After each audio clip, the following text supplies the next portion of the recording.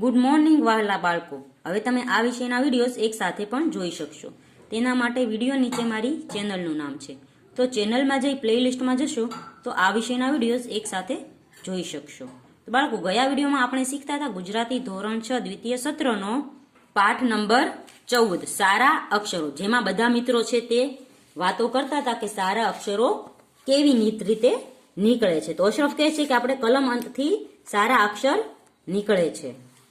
હવે છે આગળ જોઈશું. અશરફ હાસતો પણ એનાથી લિખાઈ બહુ જ સરસ આવે. તો ધવલ કહે છે એના કરતા આપણી બોલપેન સારી, નહીં અણી છોલવાની ચિંતા, શાહી ભરવાની માથાકૂટ, કે ના હાથ ગંદા થાય, રિફિલ ખલાસ થાય એટલે બદલી નાખવાની. બસ, એટલે બધા એમ પેન્સિલની વાત કરતા હોય છે. તા ધવલ કહે છે કે પેન્સિલ કરતા તો બોલપેન સારી, કે આપણે વારે વારે અણી ન કાઢવી પડે અને શાહી ખાલી ન થાય ને વારે વારે ખડિયામાં બોલવી ન પડે. તો સોનલ કહે છે પણ એનાથી તો અક્ષર ગંદા આવે. હવે સોનલના મનમાં એવો ખ્યાલ છે કે બોલપેનથી લખીએ તો અક્ષર ગંદા આવે. મેહુલ મારા અક્ષર તો બોલપેનથી લખું તો પણ સારા આવે છે. તો મેહુલ છે પેન્સિલથી લખે કે બોલપેનથી લખે એના અક્ષર સારા જ આવે છે. તો હાર્દિક કહે છે તારા અક્ષર તો આમ પણ સરસ છે, હું તો પેન્સિલથી લખું કે બોલપેનથી અક્ષર સારા આવતા નથી. તો રાધા કહે છે એનો અર્થ એ જ કે પેન, પેન્સિલ, બોલપેન જે ફાવતું હોય એનાથી લખવાનું. અક્ષર સારા હોય તો ગમે તેનાથી લખો, અક્ષર સારા જ આવે, અને ખરાબ અક્ષર હોય તો ખરાબ. હવે રાધા એમ કે છે કે આપણા અક્ષર સારા હોય તો ગમે એનાથી લખો તો સારા આવે, અને અક્ષર ખરાબ હોય તો ગમે તેનાથી લખો અક્ષર આપણા ખરાબ આવે છે. તો હાર્દિક કહે છે પણ ખરાબ અક્ષરને લીધે કેટલી તકલીફ થાય છે. તો ધવલ કહે છે કેમ? તો હાર્દિક કહે છે મારા સાહેબ કહેતા હતા કે મારા અક્ષર ખરાબ છે એટલે મારા માર્ક્સ કપાઈ જાય છે. હું શું લખું છું તે જ તેમને ખબર પડતી નથી. તો રાધા કહે છે અરે એના લીધે તો કેવી ગડબડ થતી હોય છે. મારી મમ્મી બહાર ગામ ગઈ હતી ત્યારે મારા ફોઈએ મારી મોટી બહેનને કાગળમાં લખ્યું માટલું બરાબર સાફ કરજો, ઓટલો બરાબર વાળજો, અને એમને એવું વચાયું ચાટલું બરાબર સાફ કરજો, ચોટલો બરાબર વાળજો. તો મની બદલે ચ વચાયો અને અની બદલે પણ ચ વચાયો.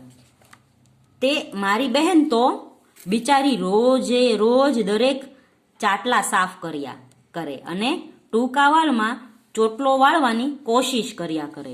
બિચારી એવી કંટાળી ગઈ કે વાત નહીં. તો અહીં માટલાની બદલે ચાટલું સંભળાવ્યું રહ્યો. ચાટલું એટલે કે દર્પણ, દર્પણ એટલે કે અરીસો. તો બિચારી રાધાની બહેનને એવું સંભળાવ્યું કે મને છે એવું કીધું છે કે આપણે અરીસો બરાબર સાફ કરવાનો અને ટૂંકા વાળમાં ચોટલો બરાબર વાળવાનો. તો બિચારીને કેટલું સહન કરવું પડ્યું, કેટલું એ કંટાળી ગઈ કે ખાલી એક શબ્દ બરાબર ન વચાયા એનાથી. અશરફ કહે છે ખબર પડી ક્યારે બહુ હસ્યા હશો નહીં? રાધા હાસતો પણ કોઈ વાર ઓડનું ચોડ વેતરાઈ જાય તો ઓડનું ચોડ વેતરાઈ જાય એટલે કે ધારણા કરતા સાવ ઊંધું થાય. એટલે આપણે કંઈક કહીએ અને એ કરે કંઈક, તો તેને આ રૂઢિપ્રયોગ કહેવાય કે ઓડનું ચોડ વેતરાઈ જવું. હવે હાર્દિક કહે છે મેં એકવાર સાંભળ્યું હતું કે એક જણે ગામડે કાગળમાં લખ્યું કે ઢોરને બરાબર ચારજો, અને ત્યાં એવું વચાયું કે ઢોરને બરાબર મારજો. તે એમાં બિચારા ઢોર માર ખાઈને અધમુઆ થઈ ગયા. હવે આ બીજો એવો ઉદાહરણ આપ્યું કે એમાં પણ ચની બદલે મ વચાય છે. આપણે ચ સરખો ન કરીએ તો મ લાગે, અને ક્યારેક ક્યારેક ચને અ પણ આપણે બોલી શકીએ. એટલે આપણે અક્ષરો સારા લખવાના જેથી વાંચનારને ખબર પડે કે શું લખેલું છે. મેહુલ એટલા માટે તો ગાંધીજીએ કહ્યું છે કે ખરાબ અક્ષરો એ અધૂરી કેળવણીની નિશાની છે. તો ખરાબ અક્ષરો તે અધૂરી કેળવણી એટલે કે આપણી શિક્ષા પૂર્ણ થઈ નથી એની નિશાની છે. આપણી જો શિક્ષા પૂરી થઈ હોય તો આપણા અક્ષરો પણ સારા નીકળે. હાર્દિક પણ ગંદા અક્ષર સુધારવા હોય તો શું કરવાનું? હવે હાર્દિકના અક્ષર ગંદા છે, હવે તેને સુધારવા છે, તો આપણે અક્ષર સુધારવા માટે શું કરવું જોઈએ? તો સોનલ કહે છે મારા દાદી એવું કહેતા કે સવારે ઉઠીને ઠંડા પાણીમાં હાથ નાખી દેવાના અને હાથ ઠરી જાય પછી એવા હાથે ધીમે ધીમે સરસ રીતે લખવાનું. તો બાળકો અહીં સોનલ કે છે, સોનલના દાદી કહે છે કે ભાઈ ઠંડા પાણીમાં હાથ નાખીને ધીમે ધીમે લખો તો અક્ષર સરસ આવે. પણ એ સાવ ખોટી માન્યતા છે. એવું ક્યારેય થતું નથી કે આપણે હાથ ઠંડા પાણીમાં નાખીએ અને પછી બહાર કાઢીને તેનેથી લખીએ તો અક્ષર સરસ આવે. એટલે આવું કોઈએ આપણે કરવાનું નથી, જેના અક્ષરો ખરાબ હોય તેને.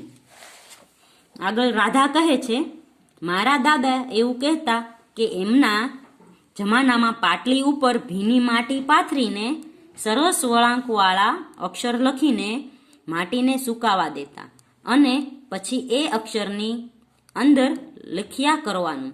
પણ હવે આજના જમાનામાં કોણ આવું બધું કરે? તો રાધાના દાદા અલગ કહેતા હતા અને સોનલના દાદી પણ અલગ કહેતા હતા. ધવલ કહે છે, પણ આપણે નાના હતા ને સુલેમાનની નોટમાં લખતા હતા એવી રીતે તો લખાય ને.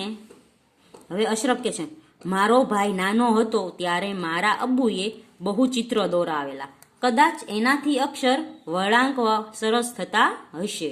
તું પણ વર્તુળ, અર્ધવર્તુળવાળા, આડી, ઊભી, ત્રાસી લીટીવાળા ચિત્રો દોરીને જો. તો હાર્દિક કહે છે, અરે હું તો એકડિયા બગડિયાની જેમ અક્ષર ઘૂંટવા પણ તૈયાર છું. કંઈક તો કરવું જ પડશે ને.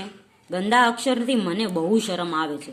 તો હાર્દિકના અક્ષર બહુ જ ખરાબ છે એટલે એને બહુ શરમ આવે છે, કારણ કે કોઈ એની નોટ છે તે લઈને જ જતું લખવા માટે. આપણે સરસ અક્ષરોવાળા ફ્રેન્ડ્સ હોય તો એની નોટ લખવા માટે લઈ જઈએ. પછી મેહુલ કે છે, ધીરજ રાખીને સતત પ્રયત્ન કરીશ તો ચોક્કસ સફળ થઈશ. એટલે મેહુલ હાર્દિકને કહે છે કે ભાઈ તારે જો અક્ષર સુધારવા હોય તો તારે ધીરજ રાખવી પડશે અને ધીરે ધીરે બધું વારંવાર તું લખ્યા રાખીશ તો અક્ષર સરસ થશે. સોનલ, હવે વાતોના વડા જ કરવાના છે કે રમવાઈ જવું છે? સોનલ રમવા બોલાવા આવી હતી ને આ બધા ફ્રેન્ડ્સ છે તે વાતો કરવા બેસી ગયા, એટલે કે છે વાતોના વડા કરવા. તો એનો અર્થ થાય છે કે નકામી લાંબી વાતો કરવી. તો સોનલ કે છે નકામી લાંબી વાતો કરવી છે કે હવે રમવાઈ જવું છે? આપણે રમવા બોલાવવા આવ્યા ને અહીંયા બેઠા બેઠા વાતો કરવા મળ્યા. તો મેહુલ અને હાર્દિક, રાધા, ધવલ અને અશરફ કહે છે, હા ચાલો ચાલો જલ્દી કરો પછી અંધારું થઈ જશે. હવે રમવા માટે બધા તૈયાર થઈ જાય છે, પણ એ પહેલા જે બધી વાતો કરી કે અક્ષરો કેવી રીતે સારા આવે. તો આપણે રોજ રોજ લખવાની પ્રેક્ટિસ કર્યા રાખીએ અને ધીરે ધીરે લખીએ તો અક્ષર સારા જ આવે. કારણ કે ખરાબ અક્ષર છે તે અધૂરી કેળવણીની નિશાની છે એવું ગાંધીજી કહે છે. એટલે આપણે જે અક્ષરો જો ખરાબ હોય તો નાના હોય ત્યારે તમારા અક્ષરો સુધરી શકે છે, જ્યારે મોટા થશો ત્યારે અક્ષરો સુધરી શકશે નહીં. ગાંધીજી નાના હતા તો એ એમ જ માનતા હતા કે ખરાબ અક્ષરો હોય તોય તે ચાલે, પણ જ્યારે એ દક્ષિણ આફ્રિકા ગયા અને ત્યાં બધા છોકરાઓના મોતી જેવા દાણા જેવા અક્ષર જોયા ત્યારે તેને પોતાના અક્ષરો પર શરમ આવવા લાગી અને ગાંધીજી હવે કાંઈ કરી શકે નહીં, કારણ કે તેના અક્ષરો આપણે જેમ પહેલેથી લખતા હોય એમ જ થાય. મોટા થાય ત્યારે અક્ષરો સુધરે નહીં. એટલે ગાંધીજીને એવું લાગ્યું કે ભાઈ ખરાબ અક્ષરો તે અધૂરી કેળવણીની નિશાની છે, એટલે આપણે છે હંમેશા સારા અક્ષરો કાઢવાનો પ્રયત્ન કરવો જોઈએ. તો બાળકો અહીં પાઠ પૂર્ણ થાય છે. આવતા વિડીયોમાં આપણે આ પાઠનો અભ્યાસ શીખીશું. ત્યાં સુધી ગુડ બાય, ટેક કેર.